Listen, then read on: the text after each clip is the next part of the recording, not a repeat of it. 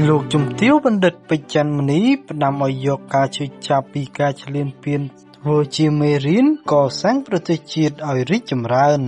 រយលានអត្ថន័យពីសាររបស់ស្ត្រីទី1កម្ពុជាបានអំពាវនាវឲ្យកូនខ្មែរគ្រប់រូប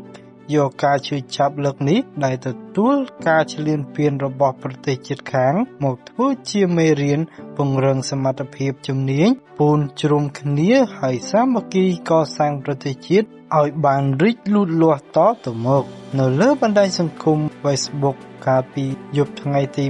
21ខែធ្នូលោកជំទាវបណ្ឌិតពេជ្រច័ន្ទមនីហ៊ុនម៉ាណែតបានប្រកាសសូមឲ្យកូនខ្មែរយុវជនយើងទាំងអស់គ្នាយកការឈឺចាប់លើកនេះប្រែក្លាយទៅជាការខិតខំប្រឹងប្រែងរៀនសូត្រពង្រឹងសមត្ថភាពរបស់យើងម្នាក់ៗរៀនឲ្យមានជំនាញរៀងខ្លួនពីព្រោះនៅពេលដែលធនធានមនុស្សយើងខ្លាំងប្រជាពលរដ្ឋយើងសាមគ្គីគ្នាយើងនឹងកសាងប្រទេសយើងឲ្យលូតលាស់បានតទៅមុខ